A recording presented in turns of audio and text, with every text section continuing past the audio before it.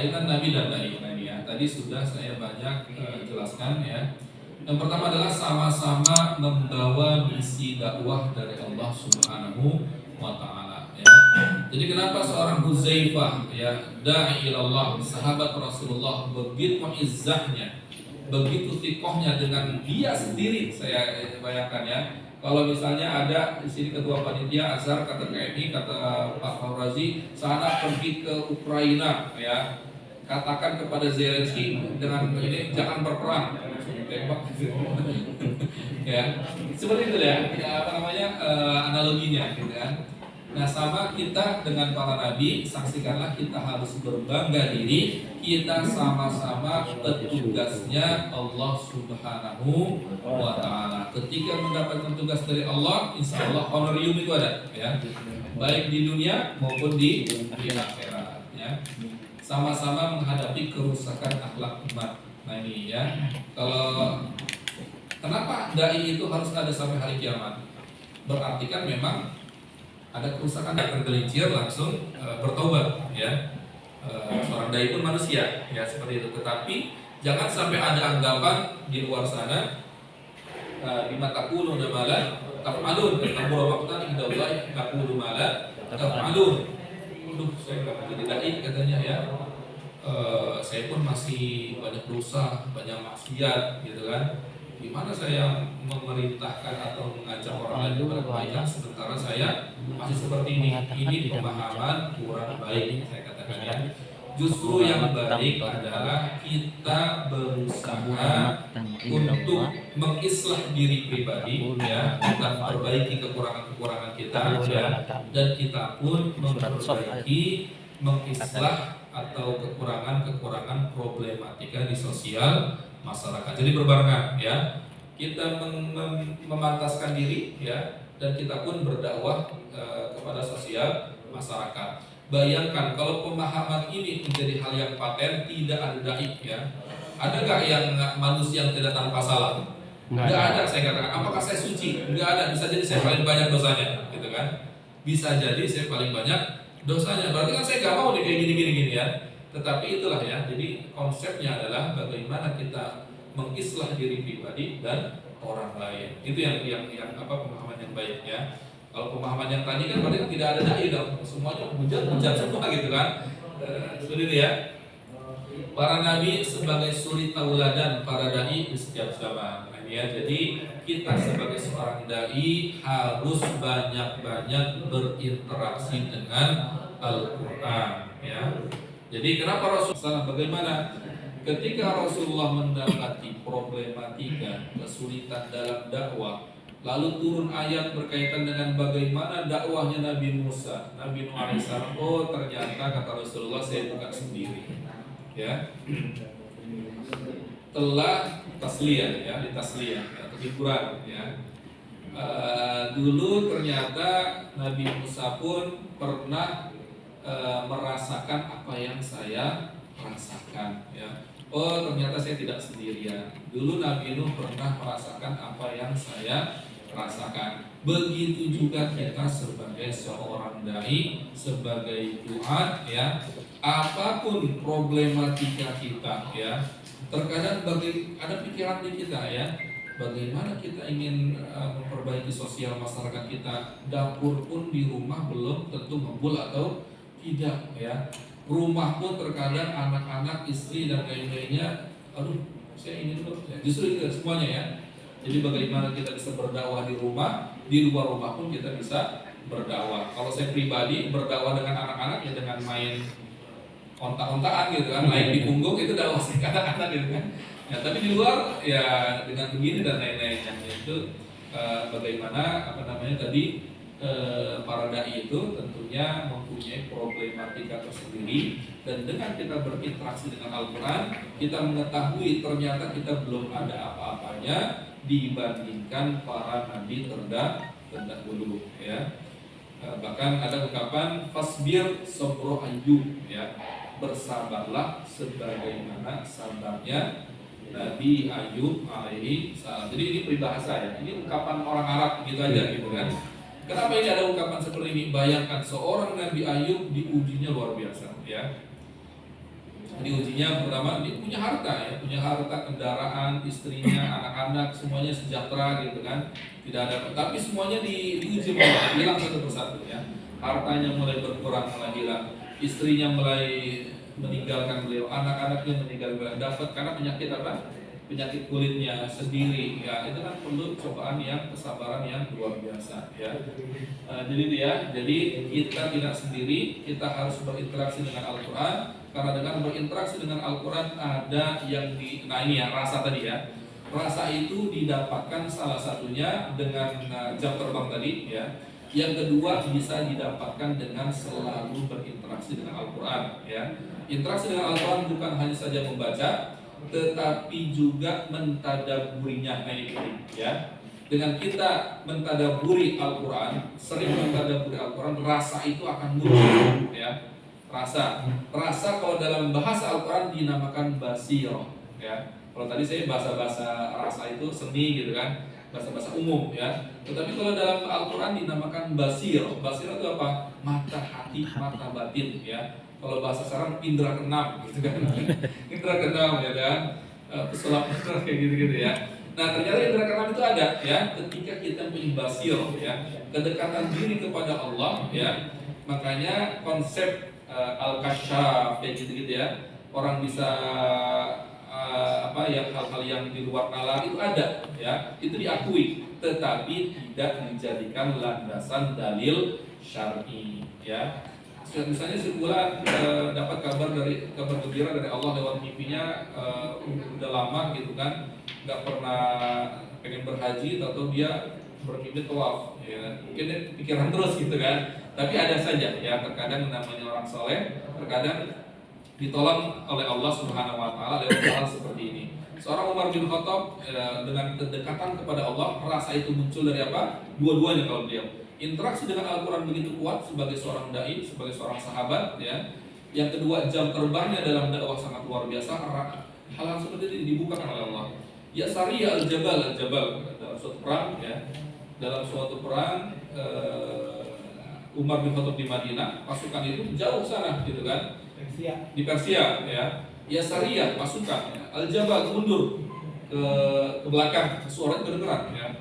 Kalau saya mungkin pakai WA gitu kan, istri saya masak sate gitu kan, siang ini gitu kan, kedengeran ya. Zaman dulu tidak ada medsos, tidak ada HP. Nah, ini adalah suatu hal-hal yang dinamakan di luar nalar, terkadang dibukakan untuk orang-orang yang memiliki basirah, memiliki rasa ya. Nah rasa ini adalah tingkat tertinggi daripada keimanan, ketakwaan seorang muslim sebenarnya. Tapi saya korelasikan dengan konsep dakwah tadi ya.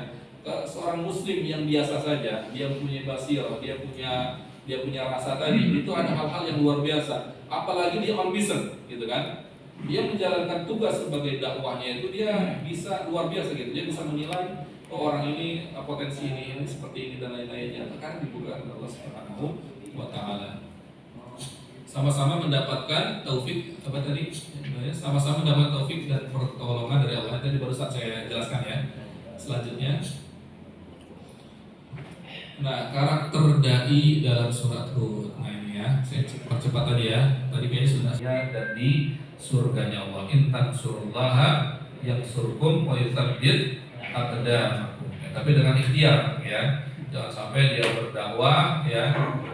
Tapi tidak ikhtiar juga ya, harus ada ikhtiar. Mungkin kata Allah nih, Allah akan menolong kita mencukupi harta kita ya, tapi kita harus ikhtiar juga. Kalau sudah mulai ranah lebih daripada itu menjadi tujuan ya, misalnya kita ceramah dan lain-lainnya, tujuan pokoknya adalah mendapatkan sekian ya, nominal tertentu. Nah ini sudah kurang baik. Tetapi kalau ranah profesionalitas silakan saja. Misalnya dengan misalnya seorang dai terkenal ya, dia punya apa namanya seperti sekretaris lah ya, manajemennya ya, seperti manajemennya ini standar stipulan ini misalnya 5 juta. Untuk apa? Untuk membayar media dan lain-lain, silakan, itu sah-sah saja. Yang penting ya, yang ini ya, ranah izzah, seperti ranah izzah dengan takabur itu beda tipis ya. Terkadang beda tipis. Soal apa namanya? Soal rasa ya, soal hati ya. Kadang orang mengatakan apa namanya? Saya tidak ambil uang itu gitu kan. Terkadang ada juga ini bisa masuk ke dalam ranah sombong atau ranah izzah, hanya dia yang tahu ya. Tapi kita jangan berasumsi yang lain ya, kita husnudzon saja. Nah begitu juga dalam dunia dakwah. Misalnya ada orang yang menargetkan, misalnya manajemennya 5 juta sekali ceramah, silakan saja, gitu kan. Terkadang itu kembali kepada dia pribadi. Ini untuk murni karena duniawi ya, atau profesionalitas, itu kan kembali kepada dia. Kita tidak boleh berasumsi wah ini terlalu ini ya, kecuali memang sudah tampak benar gitu kan. Aduh lah saya nggak mau berdakwah lah kalau ini, anggaplah seperti itu ya. Nah, jadi ini ya, jadi intinya adalah ikhlas boleh ya, tetapi profesionalitas dalam berdakwah tidak ditinggalkan juga ya. Terkadang ini bukan kepada si dai-nya ya. Kenapa dai kadang-kadang seperti itu? Terkadang mad'unya, ada yang apa namanya, yang mengundangnya terkadang Ustaz jazakallahu khairan gitu saja ya kan. Seorang dai pun perlu dapurnya ngebul ya, perlu bensinnya, mobilnya, apa namanya, motornya gitu kan. Iya, kita ikhlas lillahi ta'ala gitu kan. Lebih ikhlas lagi kalau misalnya dapat dari yang undang, itu sah-sah saja profesionalitas ya. Bahkan ya fatwa Dr. Yusuf Qaradawi ya, hadis mengatakan tidak boleh yang apa namanya mengajarkan Al-Quran itu dikasih ujroh, upah, tidak boleh. Fatwa Yusuf Qaradawi yang mengajarkan Al-Quran ya, orang muazzin DKM boleh dikasih ujroh. Karena kenapa? Waktu dia habis untuk itu ya. Nah ini ya, seorang dai pun boleh mendapat menjadi profesionalitas. Tapi tadi saya sudah menggambarkan kan, jangan menjadi patokan, jangan berlebihan ya. Tadi bisa dipahami ya, pertengahan saja ya, pertengahan saja ya. Jadi kita mengajarkan Al-Quran, kita suaranya boleh, walaupun dalam hadisnya tidak boleh rupiah seperti itu kan. Rupiah, jangan mengambil uang dari rupiah, walaupun nasnya seperti itu. Tetapi bagaimana fikih itu berbeda ya. Silakan merupiah, tetapi ada profesionalitas seperti itu ya. Jadi ini ya, bersabar ketika mendapat kesulitan dakwah, ini sudah saya jelaskan. Benar bahasa menggunakan norma adat yang ada, ini panjang ya, karena 5 menit lagi, mungkin mudah-mudahan di lain kesempatan ya, saya detailkan. Tidak goyah dengan tawam duniawi ya. Robbani ini banyak cerita-cerita ya di Indonesia, di Mesir ya. Robbaniyah selalu menjadikan Allah sebagai orbit aktivitasnya ya. Ma'iyatullah ya, kita selalu bersama dengan Allah ya. Mendiagnosa penyakit umat. Nah ini tadi sudah saya lumayan detailkan, berdiskusi dengan pendekatan akal lawan bicaranya ya. Misalnya amilin nas bil qadri uquli ya. Amilin nas bil qadri uquli ini sebenarnya bisa saya detailkan juga. Supaya uslub dakwah, metodologi dakwah itu ud'u ila sabil rabbika bil hikmati wal mau'izah hasanah wajadilhum billati hiya ahsan. 3 itu ya. Itu gambaran umum sebenarnya ya. Bagaimana dia hikmah itu apa ya, hikmah itu bisa jadi disertasi ya, hikmah saja. Mau itu hasanah itu bagaimana, itu bisa jadi disertasi juga. Mujadalah ihsan itu juga bisa jadi panjang ya. Justru menjadi problem solving. Nah tentunya kita di tengah sosial masyarakat kita istijabiyah ya. Istijabah, suratul istijabah itu adalah cepat respon ya. Kalau dulu ada yang dibekukan apa namanya? Ya kayak gitu, cepat respon gitu ya. Ya mirip-mirip itu, suratul istijabah ya. Suratul istijabah ya. Intinya kalau ada segala problematika di tengah masyarakat, dia menjadi mencarikan solusinya ya. Bersemangat dalam berdakwah, itu tadi dengan izzah tadi, memperhatikan masalah keluarga dan dakwahnya. Nah ini saya umum saja ya, tidak saya detailkan. Selanjutnya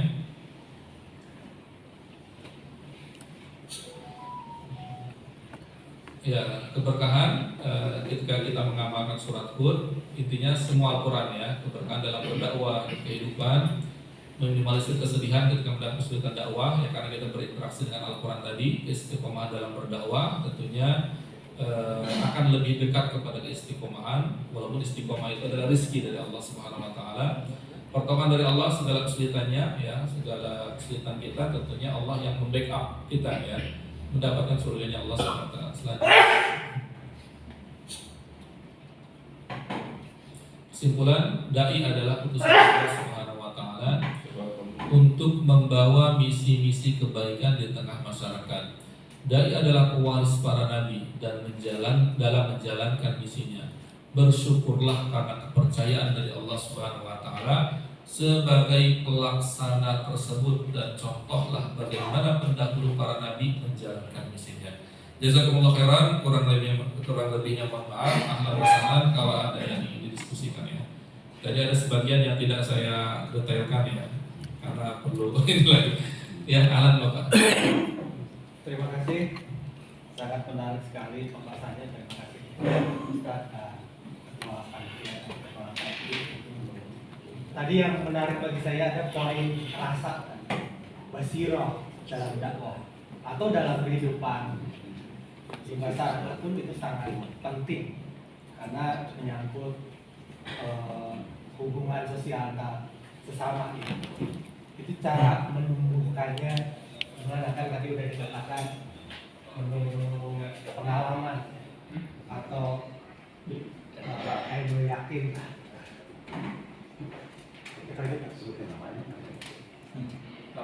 Nama Iwan Budiaman. PMI 9. Salah. Masih berlahir deh. Bungsu.